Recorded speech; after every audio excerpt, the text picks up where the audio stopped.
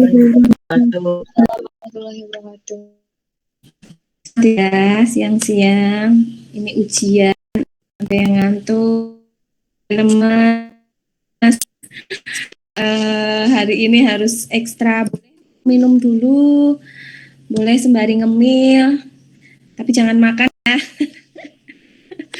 Kalau makan lah di off cam dulu ya. Apalagi makan nasi padang, wih, apa rendang jengkol, wih mantap kan. Oke teman-teman, bertemu lagi dengan Bu Maya di mata kuliah Bahasa Indonesia. Hari ini agak spesial nanti karena kita akan membahas 2 materi sekaligus. Kalau kemarin saya sudah mengirimkan pertemuan ketiga ya materinya melalui Google Classroom. Alhamdulillah ini saya catat semuanya ada. Ada beberapa yang diabsenkan sama PJ-nya kalau nggak salah. Terima kasih. Makasih dulu lah sama PJ-nya. Terus saya mau tanya dulu, adakah yang sudah membaca? Kalau sudah membaca, coba berikan gambaran sedikit lah apa isi dari materi pertemuan ketiga. Ada yang berani silahkan raise hand.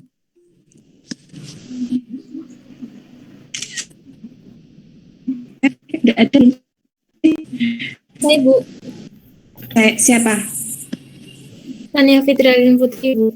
Oke, Fani. Silakan. Sania. Oh, Sania. Iya Bu. Oke, Sania silahkan.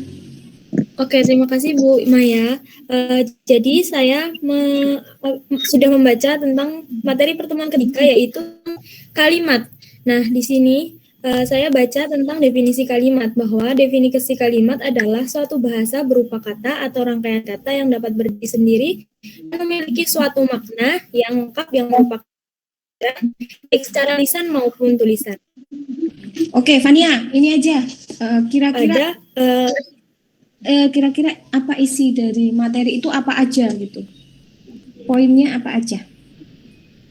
Poin-poinnya itu tentang membahas tentang suatu kalimat Bu, tentang definisi kalimat, terus ada unsur kalimat, tentang ada subjek, ada predikat, terus objek, keterangan, seperti itu Bu. Oke, sip.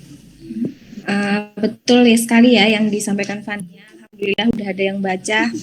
Saya yakin pasti ada juga yang baca ya selain Sania. Kalau yang belum baca ya tolonglah dibaca. Maksa nih Bu Maya. Oke, jadi pertemuan ketiga betul sekali ya teman-teman. Kita akan membahas dulu mengenai kalimat secara umum. Apa itu kalimat? Kemudian tadi dikatakan Sania ada SPOK, itu yang kita namakan dengan unsur-unsur kalimat. Nah, sebelum ke situ kita bahas dulu apa sih itu kalimat. Tadi Sania sempat menjelaskan ya definisi kalimat. Ya, malah hilang.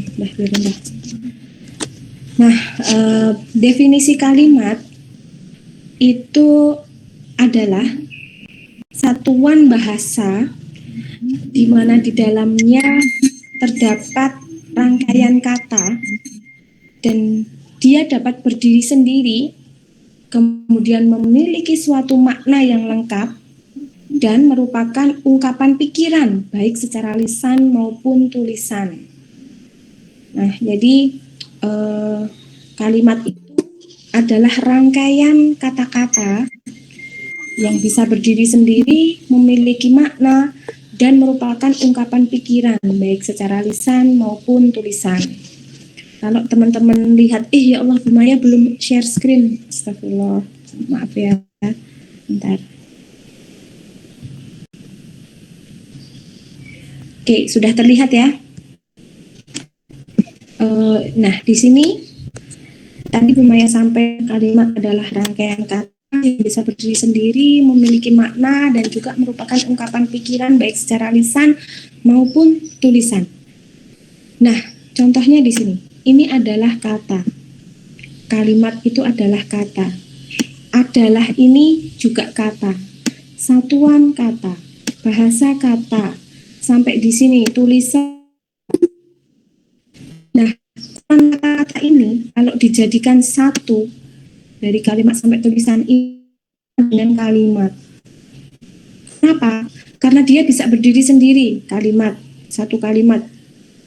Kemudian dia memiliki makna. Apa makna dari kalimat ini? Pengertian dari kalimat. Dia bisa diungkapkan baik secara lisan maupun tulisan. Nah, kalimat lisan ini bisa kita maknai, bisa kita pahami maknanya ketika diucapkan dengan baik. Berdasarkan apa? Tinggi rendahnya suara, keras lembutnya, ada jedanya, diakhiri dengan intonasi akhir, kemudian tergantung dari intonasi, pitch control, dan lain-lain. Nah, kalau tulisan, dia adalah huruf yang ditulis dan diawali misalnya dengan huruf kapital, diakhiri tanda baca titik, kemudian ada tanda baca lain, misalnya tanda tanya, jeda itu bisa koma titik. Nah, perbedaannya apa? Perbedaannya adalah kalimat itu ketika diucapkan, titik, koma, terus tanda seru, tanda titik, tanda seru, tanda tali dengan suara kita. Misal, kalimat tanya, siapakah yang pergi ke warung bersama hari ini? Nadanya kalau tanya itu agak melengkung gitu, naik turun. Ketika kita mengucapkan kalimat dengan tanda, kalau tanda seru itu berarti mengajak ya, kita ada penekanan di situ. Tolong pindahkan kursi itu. Nah, beda ya. Kemudian misalnya tanda titik dengan koma. Misalnya nih kalimat ini, Bu Maya kasih koma di sini. Kelihatan ya komanya, meskipun kecil. Di sini ada tanda koma. Kemudian nanti misalnya di sini ada koma lagi. Ini nanti tergolong kalimat nggak efektif ini untuk definisinya. Nah, di sini ya, misalnya kalimatnya Bu Maya tuliskan seperti ini. Bagaimana kita bisa memaknainya dengan kalimat lisan? Kita bisa menggunakan jeda di sini sama di sini. Kalau ditulis, kan cukup kayak ini. Tapi ketika itu dilisankan, akan beda intonasinya. Misalnya, satuan bahasa berupa kata, kalimat adalah satuan bahasa berupa kata atau rangkaian kata yang dapat berdiri sendiri dan memiliki suatu makna yang lengkap. Dapatkan ungkapan pikiran baik secara lisan maupun tulisan. Nah, tanpa Bu Maya mengucapkan kata dan titik, teman-teman kan pasti sudah tahu ya, ada jeda ketika Bu Maya ngomong. Jadi teman-teman pasti sudah bisa membayangkan, oh itu berarti koma, berhenti dulu. Oh itu berarti titik, karena Bu Maya berhentinya agak lama. Nah inilah perbedaan kalimat yang dituliskan secara lisan dan dituliskan langsung ya, kalimat tulisan dan kalimat lisan. Yang Bu Maya sampaikan ini juga merupakan kalimat. Jadi setiap kali Bu Maya mengeluarkan suara dari mulut, ini akan bentuk kalimat. Cuman diucapkan, tentunya perlu kita tidak mengucapkan ya, ada petik, tanda seru, tanda tanya, titik. Nggak perlulah ketika kita ngomong misalnya satu atau rangkaian kata koma yang berdiri sendiri dan memiliki suatu makna yang koma, itu tidak perlu. Jadi itu semua tergantung bagaimana intonasi kita, bagaimana kita memberikan jeda dan tanda baca sesuai dengan sesuai dengan penempatannya dan sesuai dengan tanda baca yang digunakan. Misalnya matanya yang ada tanda seru, tanda apa gini tuh tanda tanya. Kalau mengajak ya berarti tanda seru. Jangan di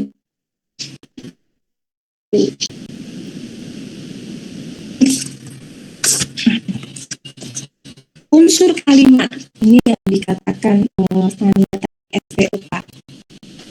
Jadi satu kalimat ya, kalimat yang utuh yang lengkap, pasti di dalamnya ada unsur kalimat. entah itu subjek, entah itu predikat, entah itu objek, entah itu keterangan. Pasti ada unsur kalimatnya. Nah, kalimat itu dikatakan sempurna minimal jika memiliki dua unsur, subjek dan predikat. Jadi setiap kalimat itu pasti memiliki unsur, walaupun itu hanya dua unsur.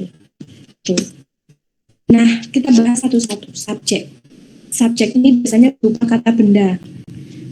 Dia juga bisa berupa kata seseorang dan kata pengganti nama seseorang atau suatu benda. Nah, subjek ini biasanya merupakan jawaban dari pertanyaan siapa atau apa. Siapakah yang memasak di dapur? Nah, biasanya subjek yang melakukan. Atau apa yang dilakukan oleh apa yang dilakukan Tio di dapur, misalnya memasak. Kalau sudah apa, berarti kan nanti dia dari menjadi di, otomatis objek itu akan menjadi di depannya. Itu akan kita bahas nanti. Nah, contoh subjek di sini, misalnya Ani, ini berarti sepatu, berarti kata benda. Adik, dia nama seseorang tapi pengganti ya, pengganti kata Ani. Misalnya Tony itu adalah adiknya, misalnya. Jadi kata pengganti orang lah. Dia itu juga kata pengganti orang. Nah, predikat. Predikat ini berfungsi menjelaskan subjek. Predikat itu berupa kata kerja atau kata sifat. Nah, kalau predikat ini biasanya merupakan jawaban dari pertanyaan mengapa dan bagaimana. Misalnya memancing, mendirikan, ini adalah predikat. Objek. Objek itu adalah keterangan dari predikat yang memiliki hubungan erat dengan predikat.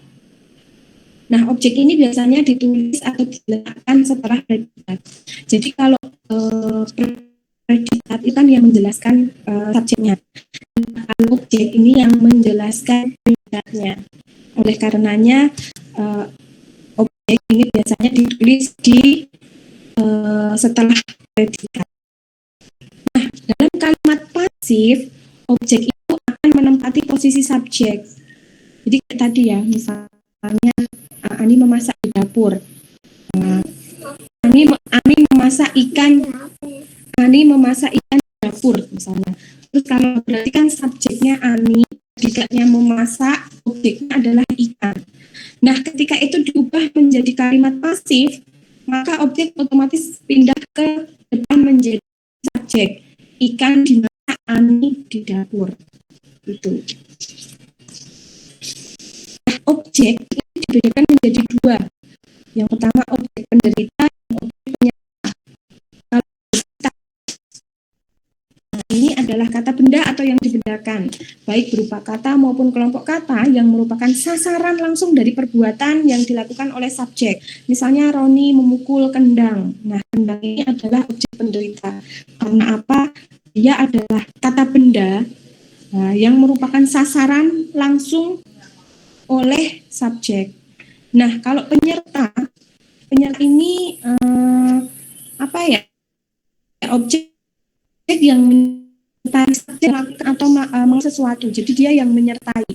Misalnya ibu memanggang ikan di halaman rumah, dia yang menyertai subjeknya.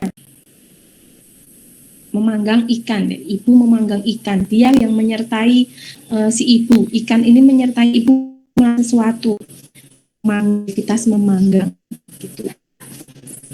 Nah, setelah objek ada keterangan. Keterangan ini jenisnya ada sangat banyak ya. Keterangan itu bisa berupa keterangan tempat, keterangan waktu, alat, tujuan, cara, penyerta, simulatif, dan sebab. Teman-teman pasti sudah familiar sekali dengan keterangan, unsur keterangan ini karena pas di SMP dan SMA itu SPOK itu sudah diterangkan kalau nggak salah.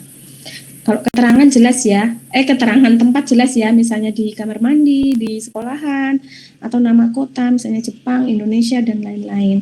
Kalau waktu, misalnya menerangkan pukul berapa, siang, malam. Nah, kalau alat jelas benda, misalnya kalau di sini parang, atau keterangan alat lain, misalnya apa ya, dengan menggunakan buku dan sebagainya, atau keterangan tujuan.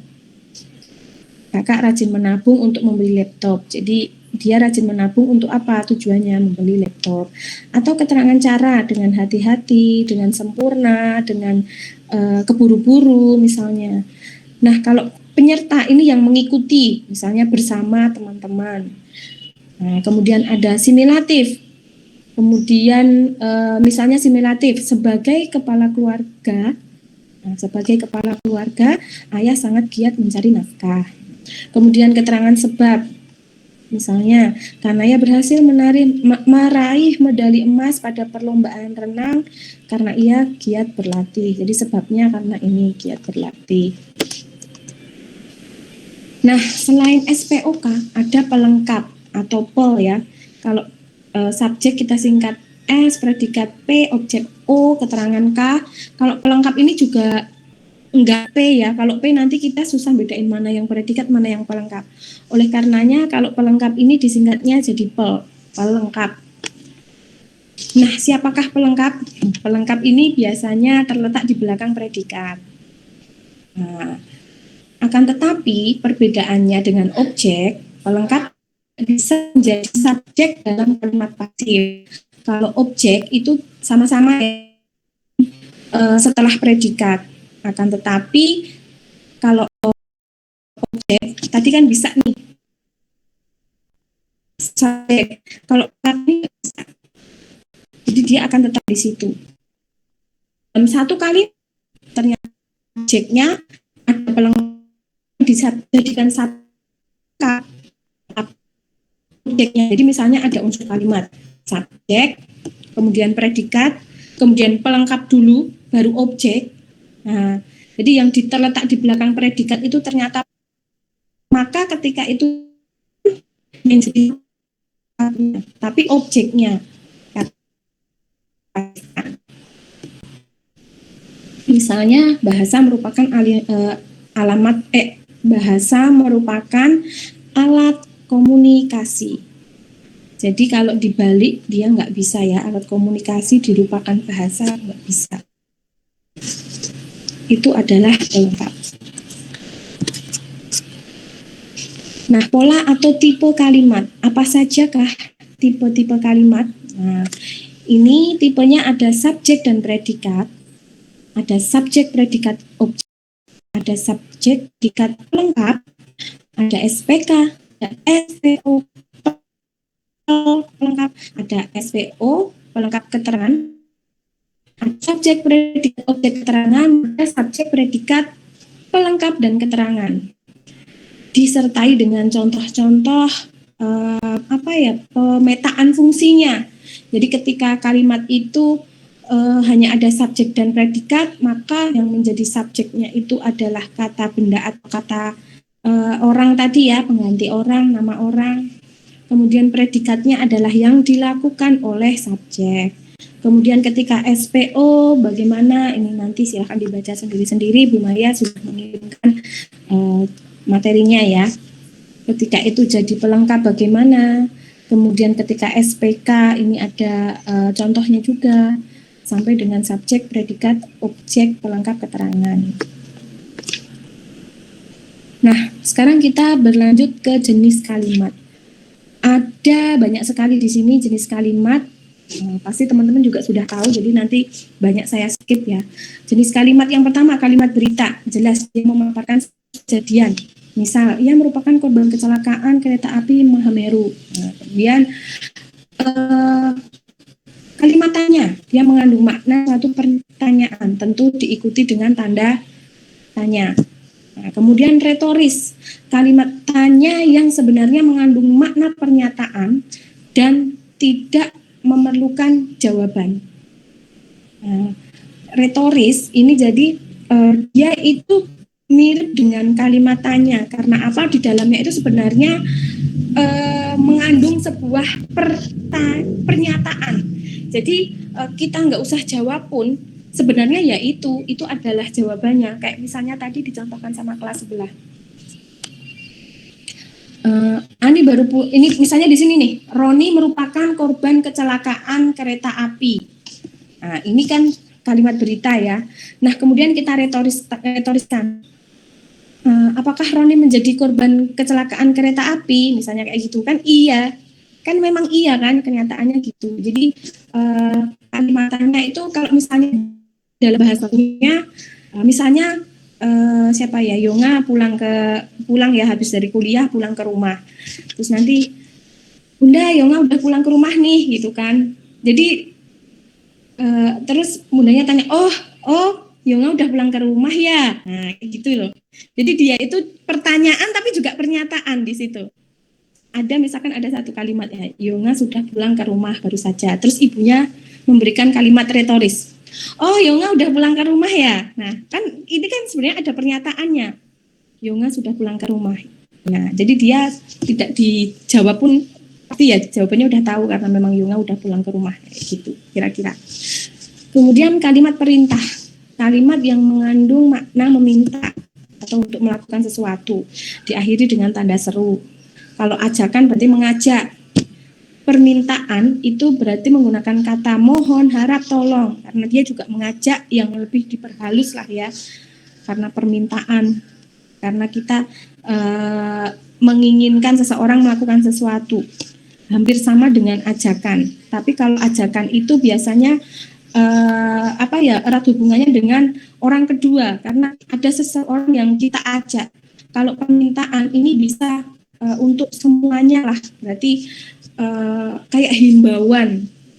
Kalau ajakan kan misalnya Yonga ngajak Dinda atau Yonga ngajak Sania, berarti kan dia ada hubungan erat dengan orang kedua. Tapi kalau permintaan itu dia ya ajakan tapi lebih diperhalus.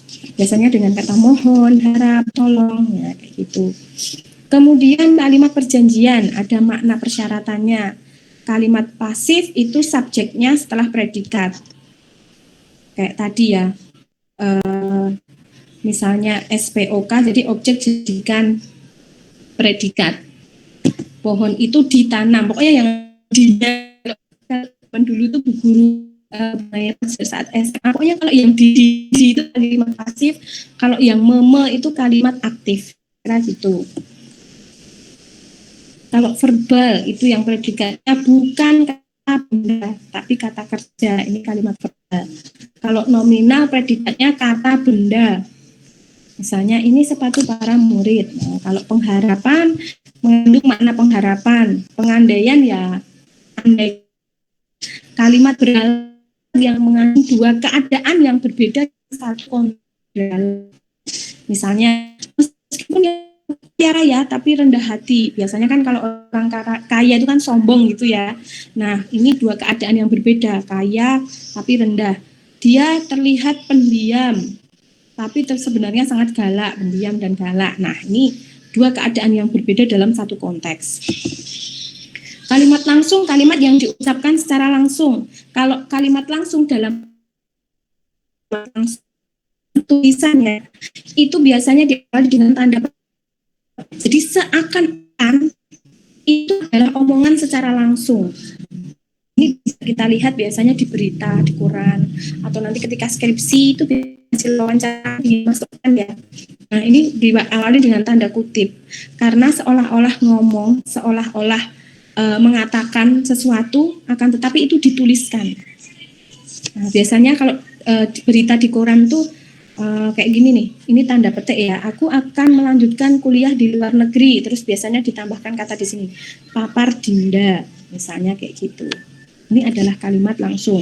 Kalimat tidak langsung, kalimat yang tidak menggunakan kata petik dalam penulisan dan tidak diucapkan secara langsung. Jadi kalimat langsung ini kita tuliskan dalam kalimat tidak langsung, tapi masih tetap statement dari Dinda misalnya. Jadi kayak gini, Dinda mengatakan bahwa dia akan melanjutkan kuliah di luar negeri. Nah, itu kan sama aja kita nulis statement dari Dinda lah, kira-kira kayak gitu. Jadi perbedaan kalimat langsung dan tidak langsung adalah ini tadi ya, kalau kalimat langsung itu seolah-olah dikatakan langsung oleh pelaku. Kalau tidak langsung, itu penulis seolah menuliskan apa yang dikatakan oleh pelaku. Tidak usah diberikan tanda kutip. Kemudian kalimat inti atau sederhana. kalimat yang terdiri dari inti, subjek, dan predikat. Ini hampir sama kayak syarat kalimat itu tadi ya, ada subjek, ada predikat, kalimat inti. Nggak ada kalimat tunggal dengan kalimat inti itu bisa kita katakan sama. Karena apa? Karena sama ada inti subjek, ada inti predikat. Akan tetapi kalimat inti ini nanti bisa luas karena bisa saja dalam satu kalimat yang panjang itu kalimat intinya hanya 2 sampai 3 kata. Tapi kalau kalimat tunggal itu ya hanya subjek dan predikat. Kira-kira gitu nanti. Kemudian kalimat luas, kalimat yang terdiri dari kalimat inti dan diperluas dengan keterangan lain. Misalnya ada SPOK atau pelengkap. Jadi kalau kalimat inti itu yang penting ada subjek dan predikat. Ini juga masuk dalam kalimat tunggal ya, subjek, predikat. Terus kalau kalimat luas, ini ada subjek, predikat, ditambah lagi dengan misal keterangan, atau ditambah objek, atau ditambah pelengkap, atau dikasih semuanya. Ini kalimat luas. Kemudian ada kalimat tunggal nih di sini. Kalimat yang hanya terdiri dari satu subjek dan satu predikat. Misalnya Susan memasak. Bedakan dengan ini ya inti. Sebenarnya bukan beda.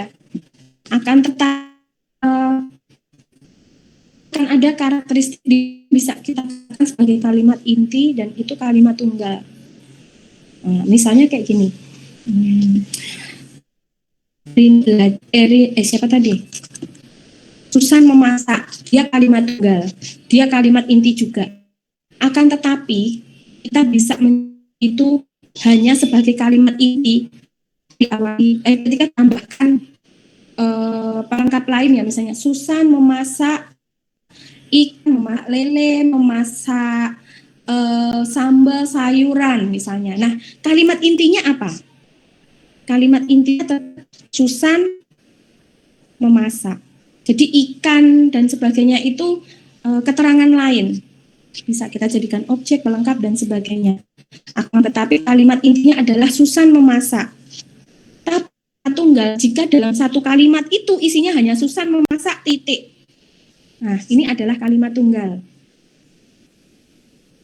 Itu ya. Kalau kalimat inti tetap ada subjek predikat. Ini bisa kita katakan kalimat tunggal juga kalimat inti. Nah, tetapi ketika dalam konteks kalimatnya yang banyak lengkap tadi, Susan memasak lele, memasak nasi, memasak apa-apa bla bla bla. Nah, itu dalam kalimat itu yang tergolong kalimat tunggal hanya Susan memasak. Lele, nasi dan sebagainya itu keterangan. Apakah itu nanti objek misalnya karena dia adalah sesuatu yang dilakukan oleh Susan atau predikat atau subjek. Dan itu kalimat tunggal dan kalimat inti. Kemudian kalimat majemuk. Nah, kalimat majemuk ini adalah kalimat yang terdiri dari 2 klausa atau lebih. Jadi ada 2 klausa di dalam kalimat tersebut. Nah, majemuk dibagi menjadi 2, setara dan bertingkat. Kalau setara ini 2 klausa atau lebih tapi setara. Misalnya Susan memasak dan Nina belajar. Ketika satu waktu dalam satu kalimat ada dua unsur yang setara. Susan memasak, Nina belajar. SPSP 2 klausa tapi setara. Akan tetapi kalau majemuk bertingkat 2 klausa atau lebih tapi salah satunya itu sebagai induk dan yang lainnya sebagai anak. Anton tidak berangkat ke sekolah karena sedang sakit gigi. Induknya adalah nggak berangkat sekolah, anaknya adalah sakit gigi. Ini majemuk bertingkat.